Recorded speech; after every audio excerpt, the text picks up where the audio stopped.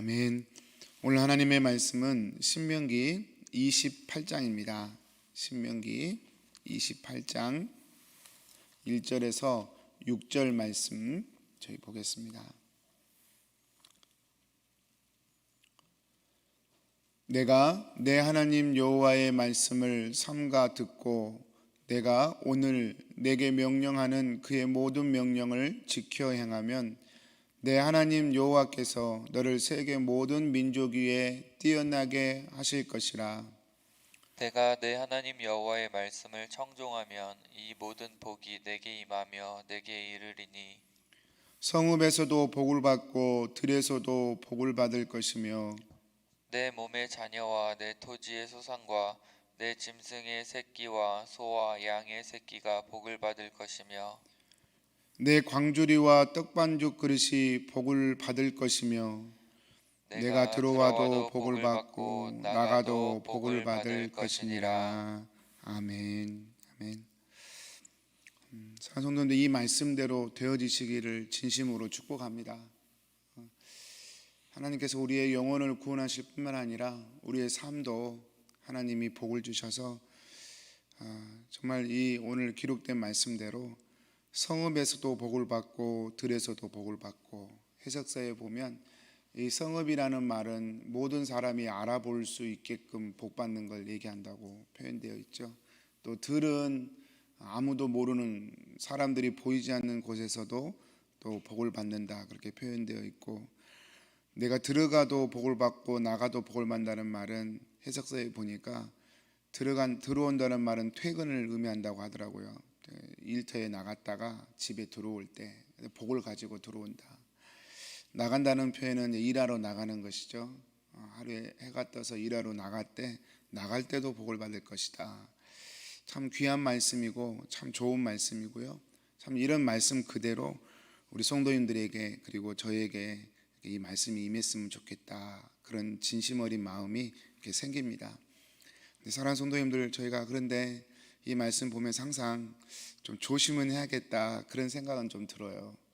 우리 성도님들, 견지망월이란 사자성어 제가 한번 말씀드린 적이 있는데요. 견지망월, 달을 가리키는 손가락 있는데 달은 잊어먹어 버리고 손가락만 본다, 그 뜻이죠.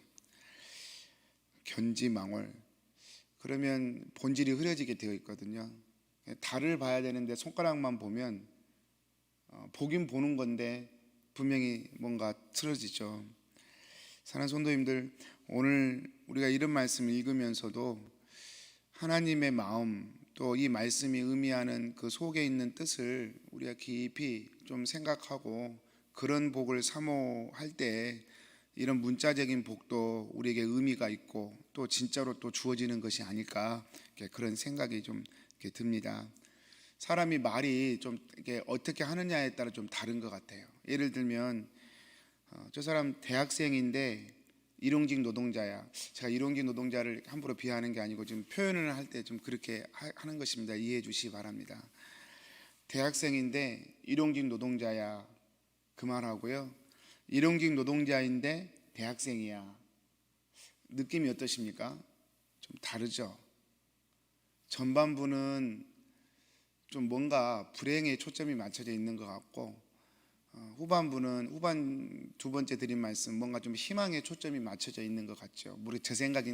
저만의 생각인지 모르겠어요. 대학생인데 일용직 노동자야, 뭔가 좀 불행에 초점이 맞춰져 있죠.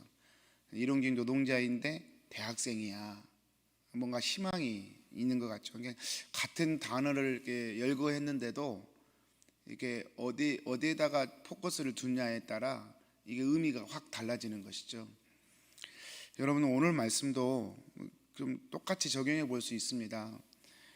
부유하게 살려면 하나님을 믿어야 돼.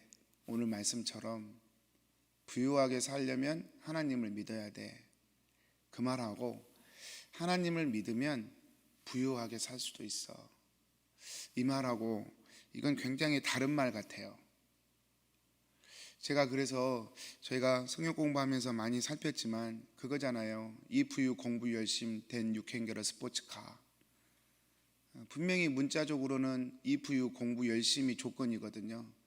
그리고 스포츠카가 열매이고 축복인 것처럼 보이고요. 근데 문자적으로는 그렇게 보이지만 진짜 그 말을 하는 부모님의 속마음은 스포츠카 따위는 아무것도 아니죠. 부모에게 돈 많은 부모에게 스포츠카는 아무것도, 자식에게 10대도 사줄 수 있겠죠. 자식이 정말로 공부 열심히 하고 성실하고 자신의 삶을 책임지는 자식만 된다면 돈 많은 부모에게 스포츠카 10대는 문제가 아닐 거예요. 그래서 부모가 진짜로 원하는 것은 이 부유, 공부 열심, 이게 진짜 목적이라는 것이죠. 그러니까 문자적으로는 수단과 목적이 수단이 공부 열심히 하는 거고 목적이 스포츠카 얻게 하는 것이 목적인 것처럼 보이지만 그 말씀을 하시는 부모님의 속마음은 진짜 공부 열심히 하는 사람이 되는 게 목적이고 스포츠카는 수단인 것이죠. 미끼인 것이죠. 오늘 말씀도 정확히 그렇게 볼 수 있다고 생각합니다. 하나님께서 네가 내 말을 잘 듣고 잘 지켜 행하면 마치 조건처럼 들려요. 그러면 내가 들어가도 복받고 나가도 복받고 세계 1등이 되게 하고 내 자녀도 복받고 떡반죽 그릇도 복받을 거고, 이렇게 말씀하시는 거 보면 우리가 하나님을 부자 되려면 하나님을 믿어야 되나 보다. 우리 한국교회가 오랫동안 그것을 외쳐왔죠. 틀린 말은 아닌데 맞는 말도 아닌 이상한 상황이 되는 것이죠. 어제 엊그제인가요? 미국의 트럼프 대통령이 이 와중에 그 백악관 바로 옆에 있는 교회를 들렸죠. 세인 존이라고 하는 교회, 한 200년 된 교회라고 그래요. 백악관에서 가장 가까운 교회라고 하는데 그 교회를 걸어서 갔죠. 시위대를 뚫고 그 교회를 갔어요. 그리고 교회 그 표지판 앞에서 성경책을 들고 사진을 찍었단 말입니다. 메시지를 주려고 했겠죠. 대통령의 행동 하나하나가 그냥 있을 리는 없으니까요. 메시지를 주려고 그랬을 거예요. 전통적 기독교인들 또는 그 지지했던 사람들의 힘을 모으고자 그런 제스처를 취했을 것인데 역풍도 좀 불어요. 어떤 역풍입니까? 신앙을 이용한다는 것이죠. 정치적 입지에 신앙을 이용한다. 오늘 아침에 제가 오면서 이렇게 뉴스를 잠깐 들어보니까 영어 표현으로 그런 표현이, 성경을 업사이드 다운으로 들었나 봐요. 성경을 사진 찍으면서 성경을 들었는데 이게 바뀌었어요. 사진이, 성경이 앞뒤가 바뀌었어요. 위아래가 보여준다는 것이죠. 정말로 하나님을 의지해서 이 어려운 시기에 정말 하나님을 의지해서 이렇게 교회를 찾아간 게 아니라 종교와 신앙의 이름을 이용해서 정치적인 입지를 다지려고 했던 그의 속마음이 비춰져 버렸다는 것이죠. 그래서 성경의 그 주교들도, 그 교회의 담당자인 주교들도 이런 식의 행동은 반대한다, 오히려 신성 모독이다, 뭐 그런 표현을 쓴 것 같습니다. 사랑하는 성도님들, 분명히 교회를 찾아가고 신의 이름을 부르고 하나님의 이름을 부르는 건 좋은 일이잖아요. 좋은 일이에요. 그런데 그 마음이, 그 출발점이 어디에 있는가, 이게 참 늘 우리의 신앙을 어렵게 만드는 고민거리고 이유인 것 같습니다. 성도님들, 우리가 쓰는 말 중에 그런 표현이 있어요. 목구멍이 포도청이다. 목구멍이 포도청이다. 그 말은 참 우리의 인생을 심금을 울리는 그런 말이죠. 포도청이 뭡니까? 절대 권력의 상징이죠. 우리의 목구멍이 우리 인생의 절대 권력이라는 거예요.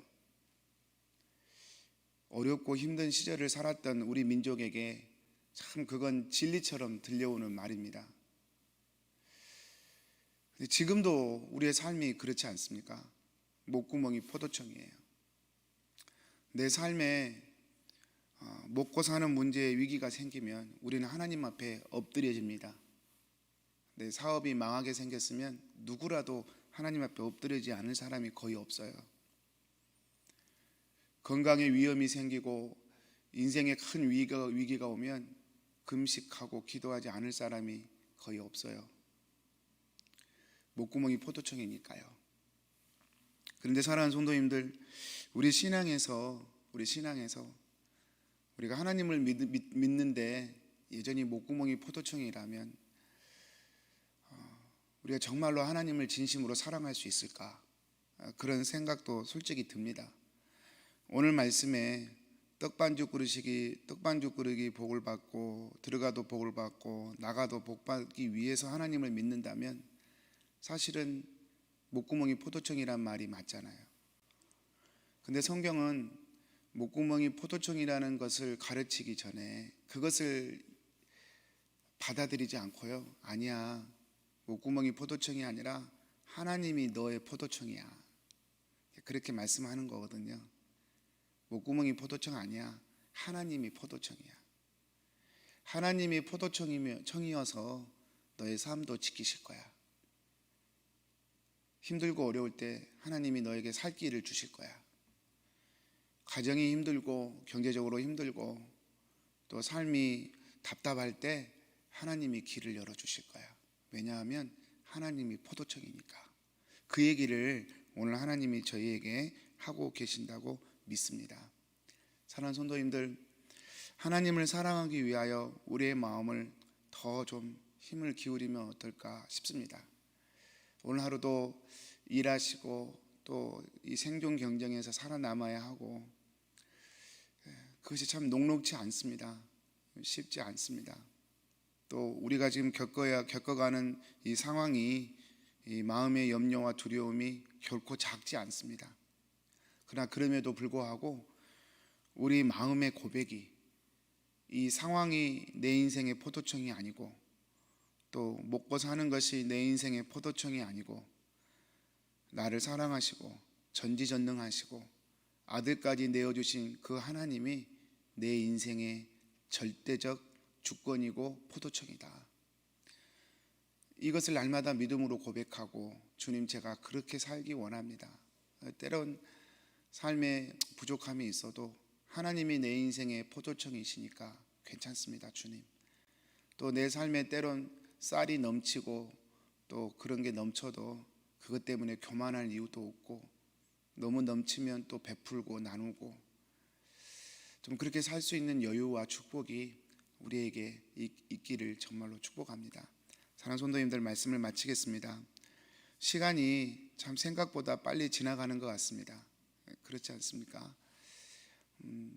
올해도 뭐 코로나 때문에 뭐 연초부터 말 나와가지고 벌써 6월이 됐습니다. 이렇게 2020년은 그냥 흘러갈 것 같아요. 한 해 그렇게 흘러가고 5년 그렇게 흘러가고 10년 그렇게 흘러가면 어느새 우리는 정말 아무 힘이 없는 사람이 될 것입니다. 돈이 있어도 그 돈이 별로 그렇게 의미 없는 시간이 올 것이죠. 건강하기 위해서 그렇게 우리가 건강하게 노력하고 운동하지만 시간이 흘러버리면 노력해도 건강을 지킬 수 없는 시간이 되겠죠. 그때 정말로 나를 지켜주는 게 무엇인가 드러나게 될 것입니다. 사랑하는 성도님들, 꼭 그때 가서 우리가 경험할 필요는 없다고 생각합니다.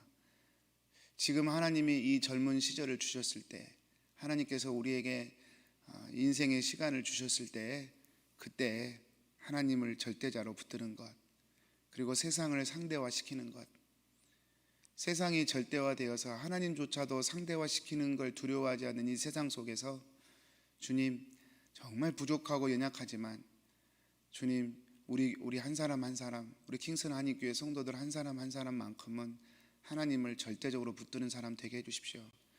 세상이 상대적인 것이 돼서 정말 하나님이 내 인생의 주권자가 되고 포도청이 되는 그런 은혜를 주십시오. 우리가 또 기도가 절로 나오는 그런 상황인 것 같습니다. 말씀으로 축복합니다.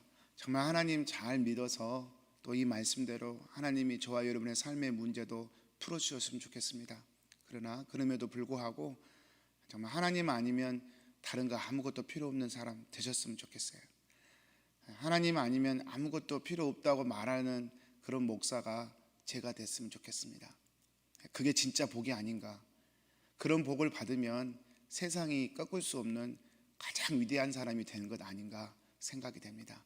그런 복이 있게 되기를 축복합니다. 기도하겠습니다. 사랑하는 하나님 아버지, 오늘 또 하나님의 말씀을 듣습니다. 주님 사랑하게 해주십시오. 주님 더 의지하게 해주십시오.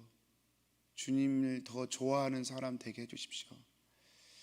이 어려운 상황에서 뜬구름 잡는 이야기 같지만 우리 사랑하는 킹스나니 교회 교우들, 이 말씀을 나누고 이 성경 말씀을 나누는 우리 사랑하는 교우들 한 분 한 분들의 마음속에 바쁜 일상의 삶이지만 주님 더 사랑하고 싶다고 고백하는 입술의 고백이, 마음의 고백이 심령에서 터져 나오도록 은혜 주십시오.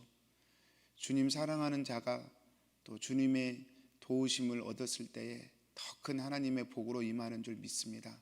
저에게 그와 같은 복도 허락하여 주옵소서. 예수님의 이름으로 기도합니다. 아멘. 하늘에 계신 우리 아버지여, 이름이 거룩히 여김을 받으시오며 나라의 마옵시며 뜻이 하늘에서 이룬 것 같이 땅에서도 이루어지이다.